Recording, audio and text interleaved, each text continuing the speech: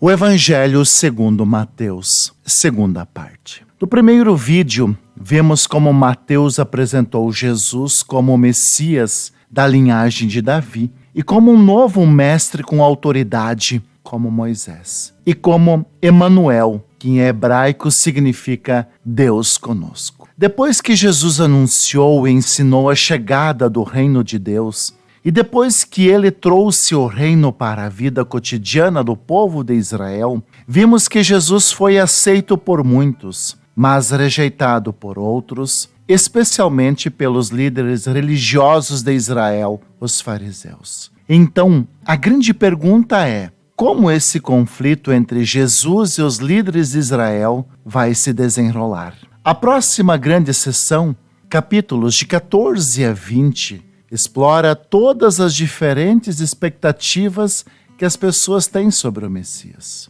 Então Jesus continua curando pessoas enfermas e 2 vezes ele até milagrosamente fornece comida para as multidões no deserto. Uma é composta de judeus e a outra multidão não judia. Esse sinal é muito semelhante àquilo que Moisés fez por Israel no deserto. E assim, todas essas pessoas estão empolgadas com Jesus. Eles acham que ele é o grande profeta e o Messias, mas não os líderes religiosos. A visão que eles têm do Messias é baseada nas passagens que encontramos em Salmos 2 ou Daniel capítulo 2. A visão de um Messias vitorioso, que libertará Israel e derrotará os opressores pagãos. E do ponto de vista deles, Jesus é um falso mestre. Ele está blasfemando sobre quem ele é. E então, há histórias aqui sobre eles, aumentando sua oposição, tramando um plano para matá-lo. E assim, em resposta, Jesus se retira e começa a ensinar seus discípulos mais próximos o que significa ser o Messias de Israel, porque ele não é quem as pessoas estão pensando. Então Jesus pergunta a seus discípulos, no capítulo 16, quem vocês acham que eu sou? E Pedro dá a resposta certa, aparentemente. Ele diz, bem, você é o Messias, o Filho do Deus vivo. Contudo, fica claro que Pedro está pensando em um rei que reinará vitoriosamente através do poder militar. E Jesus desafia Pedro dizendo, sim, eu me tornarei rei, mas de uma maneira diferente. E assim, Jesus começa a ensinar sobre os temas do profeta Isaías, que disse que o rei messiânico sofreria e morreria pelos pecados do seu próprio povo. E assim, Jesus estava se posicionando como um rei messiânico, que reina se tornando um servo e que daria sua vida por Israel e pelas nações. Bom, Pedro e os discípulos praticamente não entendem. E assim Jesus entra no 4º bloco de ensinamentos, seguido por uma série de ensinamentos depois disso. E esses são todos sobre a natureza do reino invertido messiânico de Jesus, que inverte todos os nossos sistemas de valores.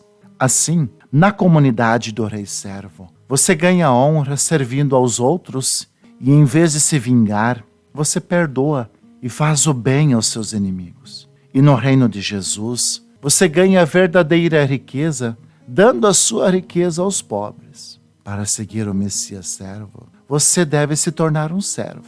Na próxima sessão, vemos os 2 reinos entrarem em conflito, o reino de Jesus e o do líder de Israel. Jesus vinha a Jerusalém para a Páscoa, cavalgando em um jumento, e as multidões saúdam-o como Messias. E Jesus imediatamente marcha para o pátio do templo e cria esse enorme alvoroço que interrompe os sacrifícios diários. Suas ações falam mais alto que suas palavras aqui.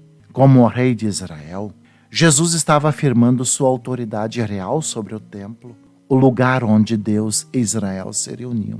E na visão de Jesus, o templo foi comprometido pela hipocrisia dos líderes de Israel. E aqui ele está desafiando a autoridade deles. E naturalmente, eles estão profundamente ofendidos.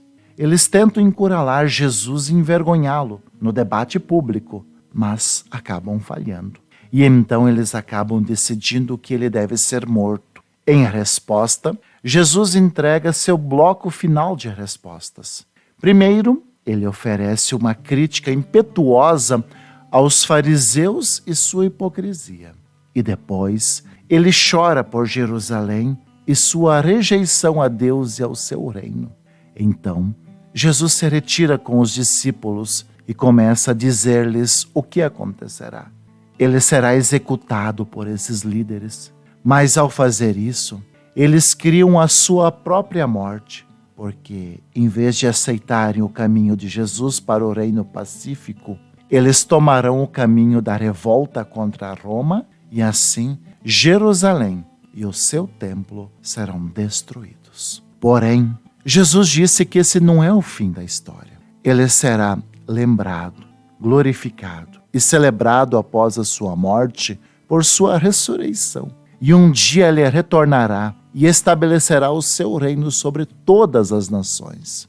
E assim, enquanto isso, os discípulos precisam ficar alertas e permanecer comprometidos em apenas anunciar Jesus e o seu reino e espalhar as boas novas.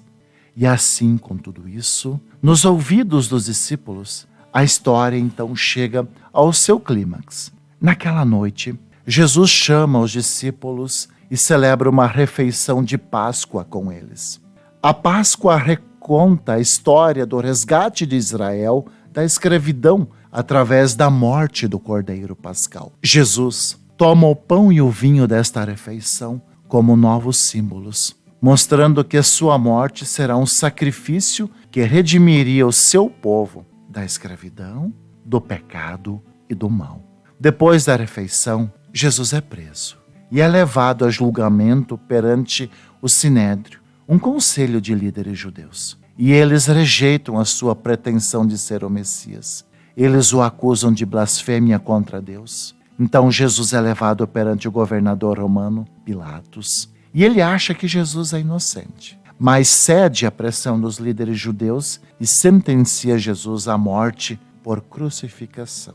Então Jesus é levado pelos soldados romanos e crucificado. E você notará aqui nessa sessão que, assim como Mateus fez nos capítulos iniciais, ele aumenta agora o número de referências ao Antigo Testamento.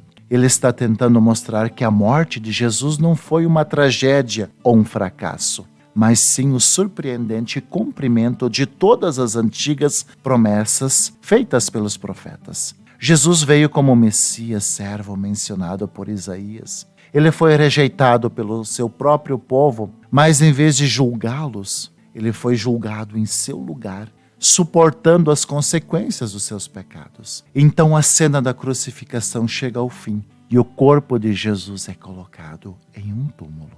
Mas o livro termina com uma reviravolta surpreendente, o último capítulo. Os discípulos descobrem no domingo de manhã que o túmulo de Jesus está vazio. E então, de repente, as pessoas começam a ver Jesus vivo dentre os mortos. E o livro conclui com Jesus ressuscitado, dando um ensinamento final, chamando para a grande missão. Jesus disse que agora ele é o verdadeiro rei do mundo. E assim ele envia seus discípulos para todas as nações com as boas novas de que Jesus é o Senhor e que qualquer um pode se unir ao reino, sendo batizado, seguindo seus ensinamentos e ecoando de volta até o seu nome, Emanuel, Deus conosco, do capítulo 1. As últimas palavras de Jesus no livro para os seus discípulos são: eu estarei com vocês. É uma promessa da presença de Jesus até o dia em que ele finalmente retornará. Este é o resumo geral do Evangelho de Jesus Cristo, segundo Mateus. A partir de agora, nós vamos ler, meditar capítulo por capítulo, trazendo detalhes a mais e trazendo todos os acontecimentos para o nosso dia a dia.